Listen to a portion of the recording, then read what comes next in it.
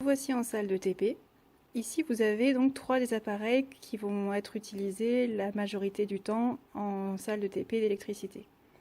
Donc vous avez premièrement ici cet appareil qui est un GBF, c'est un générateur basse fréquence, c'est-à-dire que, entre autres, on pourra donc lui demander de nous fournir des signaux du type sinusoïdaux ou triangle ou créneau.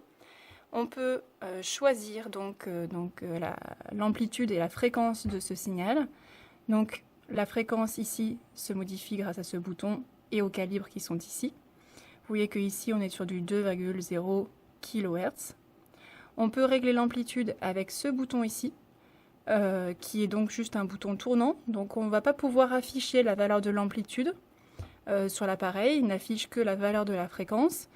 Mais on pourra donc ensuite repérer la valeur exacte de l'amplitude sur l'oscilloscope. En dessous, vous avez ce qu'on appelle un générateur continu, c'est-à-dire que lui ne délivre que des signaux continus dans le temps, donc on ne va pas jouer sur la fréquence, puisque la fréquence ici vaut 0. Par contre, on peut jouer donc sur l'amplitude de ce signal. Donc ici, par exemple, on peut faire varier grâce à ce bouton de 0 à 12 volts.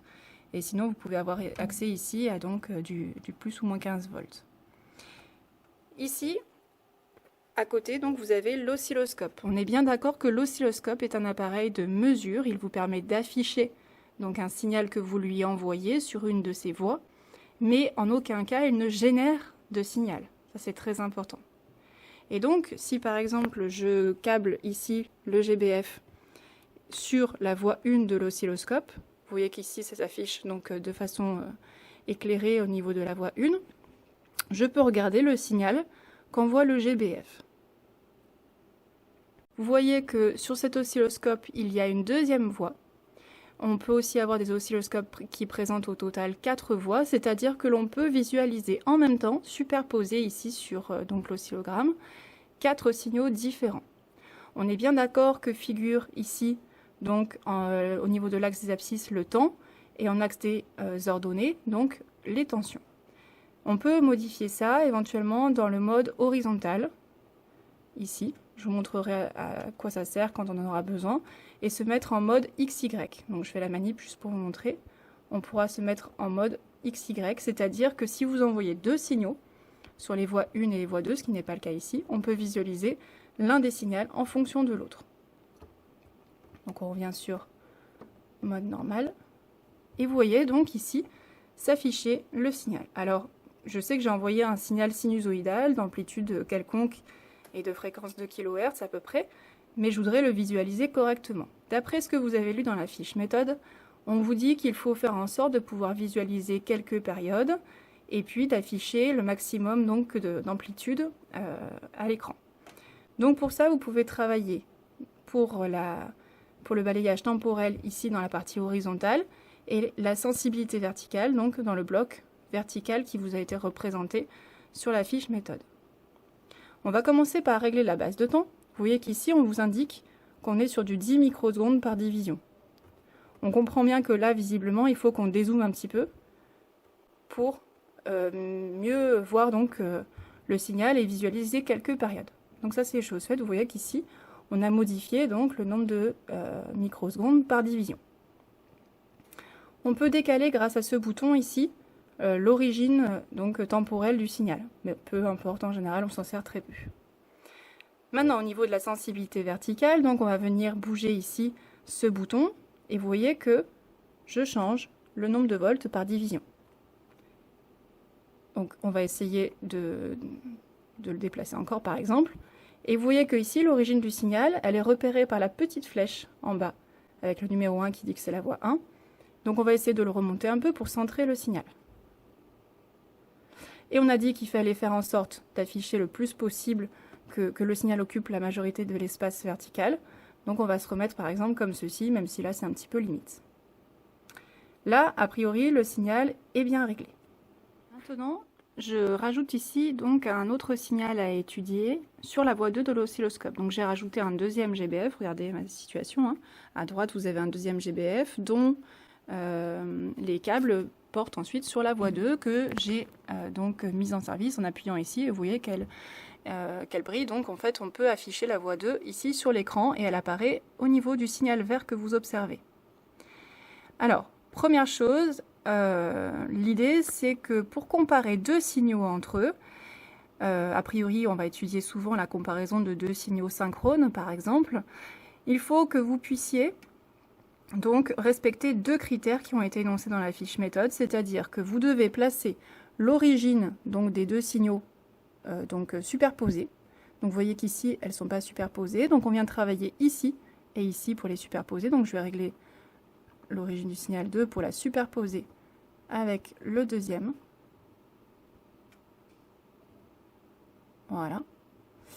Et ensuite, il vous faut la même sensibilité verticale. Vous voyez en haut, ici, vous affichez 5 volts par division pour le signal 1 qui est en jaune et 2 volts par division avec pour le signal 2 qui est en vert. Donc on pourrait penser au premier regard comme ça sans réfléchir que l'amplitude du signal 2 est supérieure à l'amplitude du signal 1. Or en réalité vous n'êtes pas sur les mêmes calibres, donc vous ne pouvez pas les comparer de cette façon-là. Donc il faut vous mettre sur la même sensibilité verticale, donc on va venir jouer là-dessus. Alors une remarque, j'en profite au passage, parfois quand vous modifiez ce bouton, vous voyez le changement de calibre se fait lentement, c'est parfois un peu embêtant. Il vous suffit d'appuyer au centre ici, et vous allez modifier, le pas de modification du calibre est plus important. Donc on se met sur 5 volts par division par exemple pour les deux. Là on est en mesure de comparer les deux signaux correctement, et vous voyez qu'en réalité les amplitudes sont relativement comparables en ordre de grandeur. Le problème c'est que vous voyez ici qu'on a le signal 2 donc, qui défile à l'écran. Donc ça en fait c'est un problème de synchronisation de la base de temps avec le défilement en fait du signal à l'écran. Donc pour ça, vous allez régler la partie trigger. D'accord? Donc on va là-dedans. Ici, on va temporairement enlever le signal 1 pour vous montrer plus clairement ce qui se passe. Donc vous allez appuyer sur ce bouton trigger ici. Et l'idée, c'est qu'il faut que vous synchronisiez la base de temps avec ce signal. Le signal, c'est numéro 2, donc on va se mettre sur la source 2. Vous voyez ici que du coup, on a quelque chose de plus propre.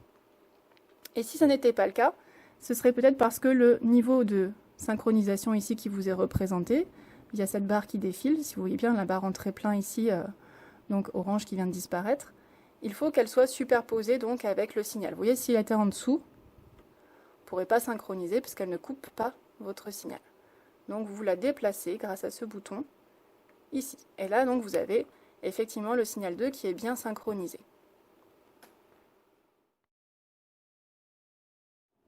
Donc, on va utiliser, il y a deux façons de faire. Soit vous faites le mode automatique en utilisant les curseurs ici.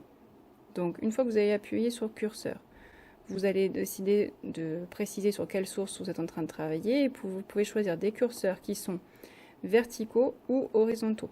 D'accord? Donc, vous mettez par exemple X1 ici et vous allez pouvoir déplacer le premier curseur. Ensuite, vous pouvez placer un deuxième curseur, c'est le curseur de droite que je vais pouvoir déplacer. Et en fait, s'affiche ici le delta X entre les deux curseurs X1 et X2. Donc il vous donne en microsecondes l'intervalle entre vos deux curseurs. Vous savez que si vous utilisez ce genre de méthode pour mesurer une période, l'idée c'est de mesurer plusieurs périodes d'affilée pour avoir un maximum de précision. Vous essayez de zoomer un petit peu pour positionner vos curseurs. Et après, vous divisez le résultat que vous avez obtenu qui s'est affiché ici, donc par le nombre de périodes que vous avez encadrées. Vous pouvez faire la même chose avec les curseurs horizontaux, pour faire des mesures donc, de tension. Vous mettez Y1, vous modifiez, alors il doit être caché, voilà, ici, et puis donc Y2, voilà, vous le positionnez, ça peut vous être utile pour faire une mesure d'amplitude. Alors attention, là je suis en train de mesurer l'amplitude crête à crête. Donc il s'affiche ici le delta Y et que vous pouvez diviser par 2 pour obtenir l'amplitude. Il existe aussi des mesures automatiques qui sont très utiles quand on va faire des mesures répétitives. Attention cependant, il faut toujours vérifier l'adéquation avec la mesure que vous auriez pu faire vous à la main, parce que des fois il peut y avoir des petits bugs. Donc ici par exemple, j'ai appuyé donc sur mesure pour mesure automatique et vous pouvez choisir le type. Donc type d'amplitude ici. Et là, vous pouvez choisir, pardon, ça ne doit pas être là, Voilà, ici, vous pouvez choisir donc l'amplitude. Mais attention, pour lui, l'amplitude, c'est l'amplitude crête à crête qui va vous donner. Vous pouvez aussi choisir, on va essayer de faire défiler, il doit y avoir la période. Voilà, donc je clique dans ce cas-là, ajouter mesure. Il positionne de lui-même les curseurs. Il affiche donc ici la période. Alors attention, entre parenthèses, il précise de quelle source il parle, de la source 1. Il vous donne une valeur bon, qui est un peu fluctuante, mais en rapport avec la précision dont il est capable. Donc vous avez ici accès à la mesure de la période automatique. Vérifiez encore une fois l'adéquation toujours à ce que vous imaginez. Donc là, on peut faire une vérification rapide. Vous avez approximativement 2 divisions pour une période. Une division, attention, c'est celui-ci qu'il faut regarder. Vous pouvez vous en assurer. Vous voyez, quand vous changez ça, attendez. Vous voyez que ça modifie donc ce critère-là. Je vais me remettre sur 200. Bon, approximativement, de toute façon, on est sur 200 microsecondes par division. On voit qu'on a ici donc 2 divisions à peu près, un peu plus. Donc ça vous fait autour de un peu plus de 400 donc, microsecondes pour l'ordre de grandeur. Et effectivement, c'est bien ce qu'il affiche. Donc vérifiez toujours l'adéquation. Voilà. En gros, c'est l'essentiel de ce que vous devez faire en début d'année avec l'oscilloscope et même pour toute l'année.